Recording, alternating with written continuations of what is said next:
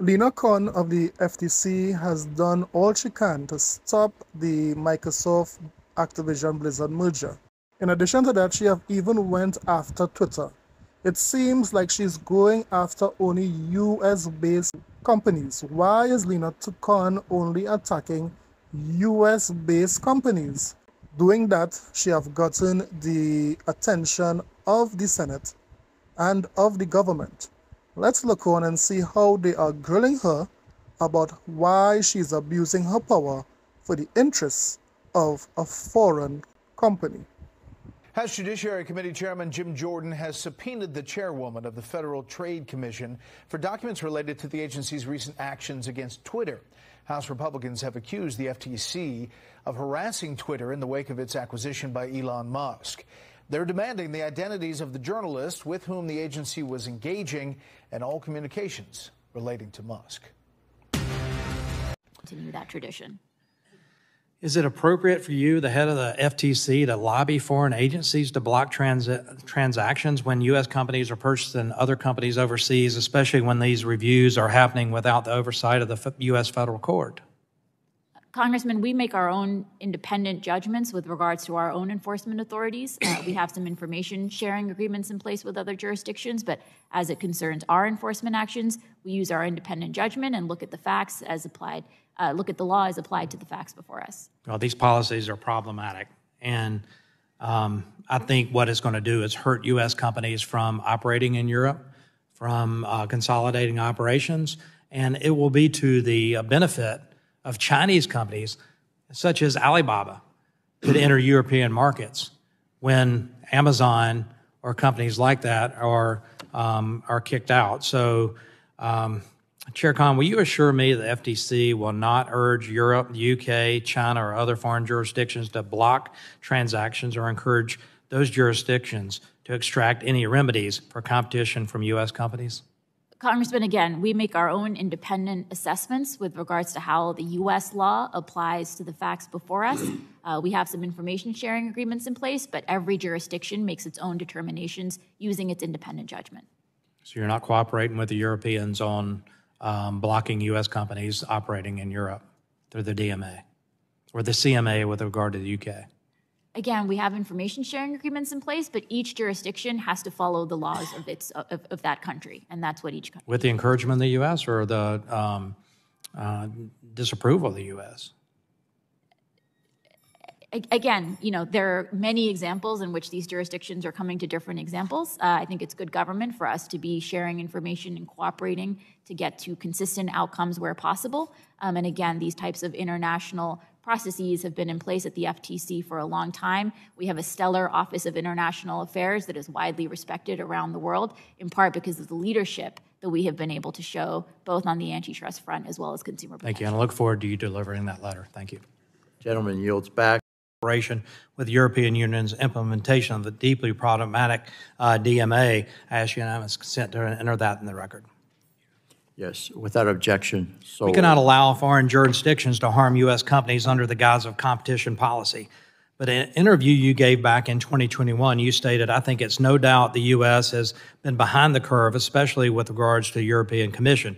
And you noted that you were in close touch with both folks at the CMA and the European Commission on competition matters. Chair Khan, under what legal authority do you send staff to implement the DMA, which is not antitrust law from the U.S., but regulations targeting U.S. companies? Congressman, I'm proud of the international cooperation that the FTC has long pursued under many, many chairs far preceding me. This has been a core part of the FTC's work to make sure that we are able to share with other jurisdictions the work that we're doing and also able to understand the different paths that other jurisdictions are taking. I get that. That type of information. You've also sought to undermine U.S. companies in the current negotiating round of the Indo-Pacific Economic Framework. The IPEF has used the USMCA as the basis of negotiations. Yes or no? Chair Khan, did you and Jonathan Cantor of the Department of Justice send a letter to Ambassador Tai objecting to the competition chapter and the digital trade chapter and demand a seat at the negotiating table? Trade, yes, we've also. Can I get a copy of that, please? Happy to engage with your staff to see what we can share with you. Thank you. Your actions from the EU DMA to the IPEF negotiations really run contrary to U.S. interest. Were these actions cleared by the State Department, Department of Commerce, the NSC, or the NEC? As you know, there are extensive interagency processes in place, and we work through them as appropriate. Wow. Why should we increase your budget while you're sending staff to Europe to harm U.S. companies and directly benefit China? You don't have to answer that, but why would you help the EU undermine U.S. law and U.S. companies? Congressman, details back and forth from our agency to other agencies, from other agencies to our agencies, have long been. Recognize my good friend from Gainesville, Florida, home of the Fighting Gators, Ms. Kamick. Please, you're recognized for 5 minutes. Thank you, Mr. Chairman. Go Gators.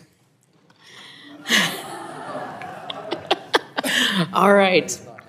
Mr. Chairman, I would like to start out by submitting 2 letters for the record written by FTC alumni expressing concerns about the integrity and fairness of the FTC and its departure from the agency's traditional norms and bounds. Without objection, so ordered.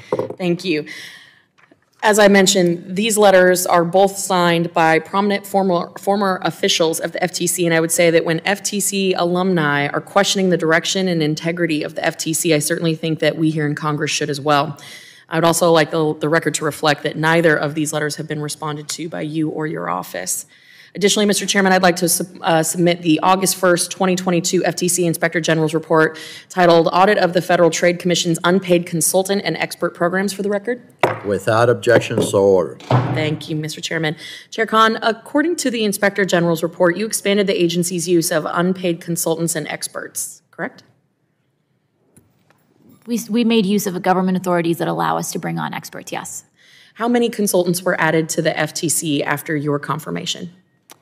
I don't have those numbers top of mind, but we're happy to get those to you. Thank you. Did they receive training? They received ethics training and ensuring that they were in compliance with all FTC's rules and ethics rules. Okay, perfect. According to your agency's press statement on the IG's audit, you defended the agency's use of unpaid consultants and experts by claiming that they fill, quote, subject matter gaps. What gaps have existed during your tenure? Yeah, this is a great question, and I should note that there are existing authorities that allow us to bring on these experts for precisely this function. A lot of our work can get quite technical. Mm-hmm. It can require deep industry expertise, especially as we're doing our work in digital markets. It can require expertise to understand how these technologies are working, and so we were able to bring on, for example, experts in AI technologies to help us make sure that our work in this area was fully informed by the latest best practices and the latest industry knowledge. Perfect, thank you. Who did these consultants and experts report to and how frequently? So it would depend on where they were brought on within the agency. We had some experts that were brought on within the Office of Policy Planning, and so they would report to the director of that office. We had some experts brought on to the Bureau of Consumer Protection, and so they would be reporting to the respective managers there. And did your staff keep you informed about the work of these consultants and experts that were doing work on behalf of the agency? Yeah, as a general matter, these consultants were being plugged into existing work streams, and so as that work was coming up to the commission, we would see their contributions there. So I would like to get copies of the communications from these consultants to you and your office and your staff. Could you provide that to us? We're happy to work with your team to see what we can make available. I would hope all of it would be made available. Now, under your helm, how did the agency define consultant and expert specifically? What criteria did the agency use in recruiting these consultants and experts? As a general matter, when we're looking to bring on experts, we're doing so because there is a specific function for which we need their expertise. And so the criteria would depend on whether we were looking to bring on people who had particular expertise in AI, in particular forms of digital markets, in particular areas of antitrust, where we felt we didn't have the requisite expertise internally and so needed to go outside. So it doesn't really answer my question of how you define a consultant or an expert, but I guess... I believe those terms are probably defined under the regulations, so we would follow those definitions. So you advertise this to members of the public? As a general matter, we have the authority to identify specific experts that we want to bring on board. There are no requirements. There are no requirements under the regulations. You did not publicly advertise these unpaid consultant positions to the public? Correct. You did not. Okay. Why? We followed the underlying regulations that permit government agencies to bring on outside experts and consultants. Given that the function for which we're doing this is to fill specific niche needs, we thought it would be most efficient to actually identify directly the people we needed. And again, we followed the regulations and what they require. So you don't publicly advertise these positions for these experts. Who initiates contact? As a general matter, I would think the agency would have initiated contact since these were specific needs that we were looking to fill, and so we would know what our needs were. Seems like it's ripe for an opportunity for fraud or corruption or finding people who are willing to execute on a political agenda. But did you receive approval from the FTC's Office of General Counsel ethics team to do this? Yes, the ethics teams is always involved anytime we bring new people on board at the commission. And you will be willing to provide the written approval to this committee? We're happy to provide you whatever materials we have available in this area. My time has expired, Mr. Chairman. Thank you, Chair Kahn, for being here.